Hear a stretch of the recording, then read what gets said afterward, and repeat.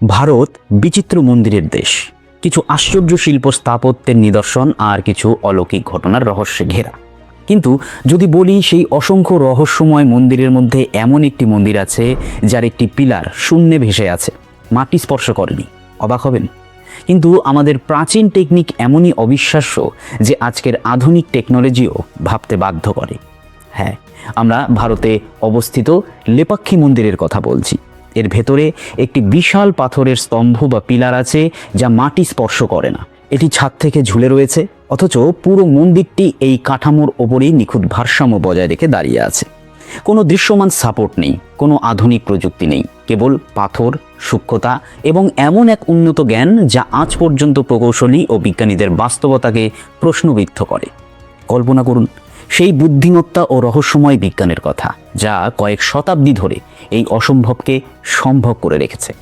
এটি এমন এক স্তম্ভ যার নিচ দিয়ে আপনি এক পাশ থেকে অন্য পাশে একটি কাপড় গলিয়ে দিতে পারেন। এটি কি প্রাচীন ভারতীয় স্থাপত্যের কোনো হারিয়ে যাওয়া গোপন রহস্য, নাকি দৈব শক্তির প্রমাণ? নমস্কার, আপনাদের সঙ্গে আমি সৌরভ। পুরাতনের আজকের আয়োজনে আমরা আপনাদের জানাবো লেপাক্ষী মন্দিরের এমনই 7টি বিস্ময়কর রহস্য যা জানলে আপনি অবাক না হয়ে পারবেন না।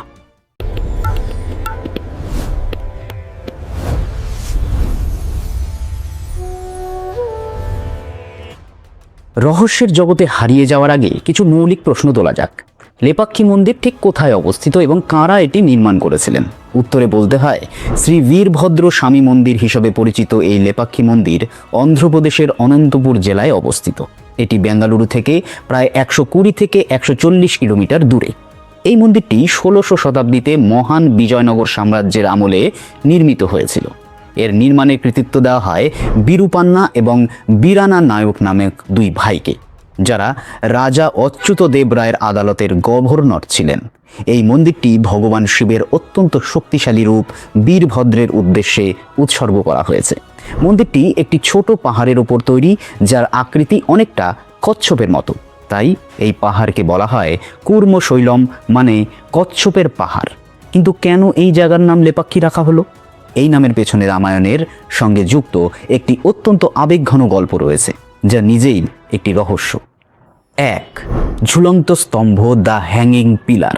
লেপাক্ষী মন্দিরের নাম শুনলেই প্রথম যে প্রশ্নটি মাথায় আসে তা হলো কিভাবে একটি ভারী পাথরের স্তম্ভ শূন্যে ঝুলে থাকতে পারে। মন্দিরের বিশাল হল ঘরে, যেখানে ছাত্রী প্রায় 70টি চমৎকার পাথরের পিলারের উপর টিকে আছে, এর মধ্যে একটি স্তম্ভ রয়েছে যা মাটি স্পর্শ করে না।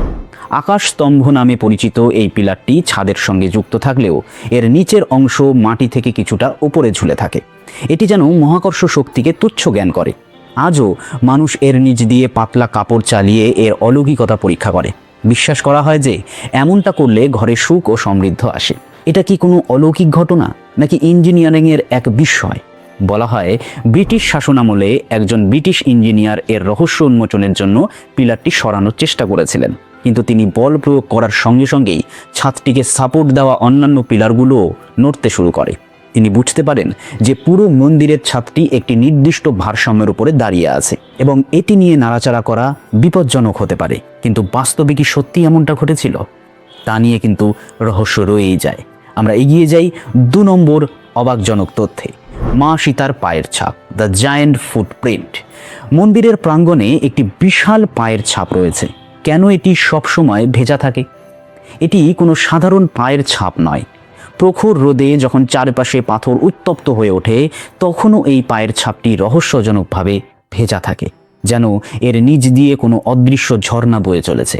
সেখানে কোনো ফাটল বা জল আসার কোনো দৃশ্যমান উৎসই নেই, তবুও এর আর্দ্রতা কখনো শেষ হয়ে যায় না।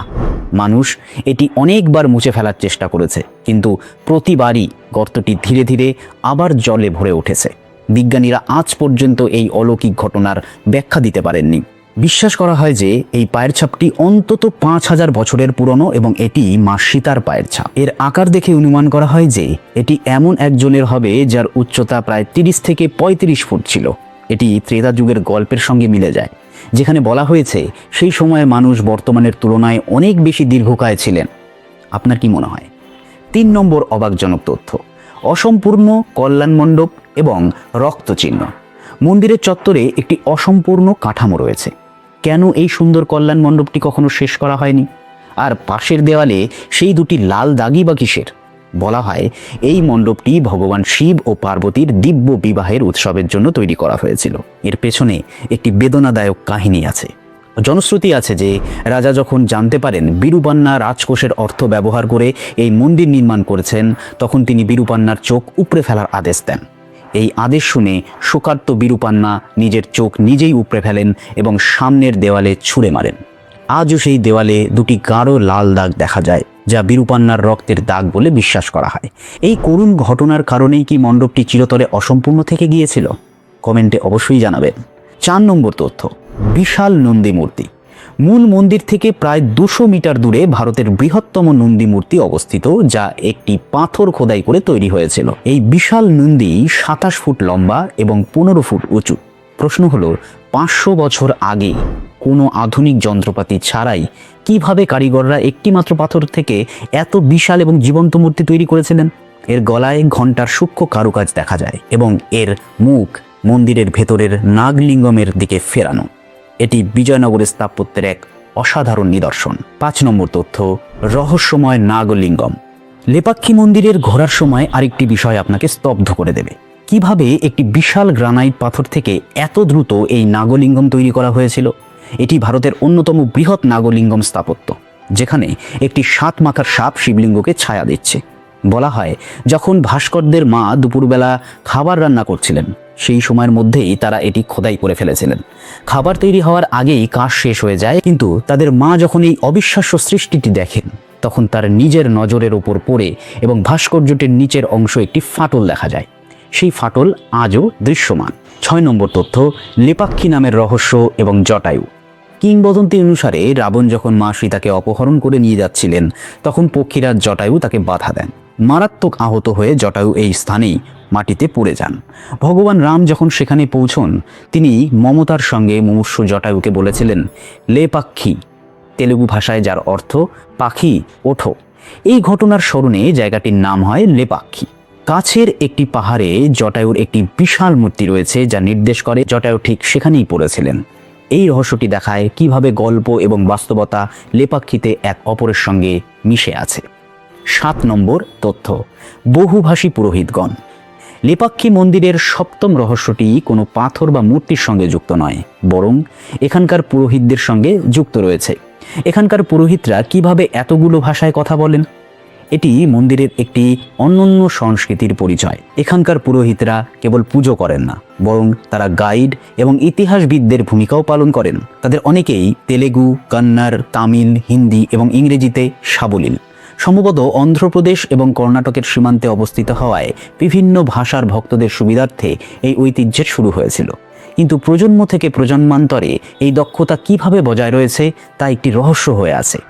লেপাক্ষীর বীরভদ্র মন্দির কেবল পাথর ও চুন সুরকির তৈরি কোনো কাঠামো নয়, এটি বিশ্বাস, শিল্প, বিজ্ঞান এবং রহস্যের একটি সঙ্গমস্থল।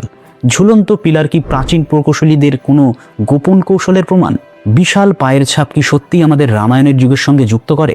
আপনার কি মনে হয় এই রহস্যগুলোর মধ্যে কোনটি আপনাকে সবচেয়ে বেশি ভাবিয়ে তুলেছে? আপনি কি লেপাক্ষী মন্দির দর্শন করেছেন? কমেন্টে অবশ্যই আমাদের জানাবেন। আমাদের রহস্যময় সিরিজের ভিডিওগুলি দেখতে এই ভিডিও ডেসক্রিপশন বক্সে একবার ঘুরে আসুন, সেখানে সেই সমস্ত লিঙ্কগুলো আপনারা পেয়ে যাবেন। আর আপনি কি আমাদের এই আলোচনাটি প্রথম দেখলেন? তাহলে ভিডিওটি ভালো লাগলে সাবস্ক্রাইব এবং লাইক করে আমাদের উৎসাহ অবশ্যই বাড়াবেন। দেখা হচ্ছে পরের ভিডিওতে। জয় সনাতন, জয় ভারত।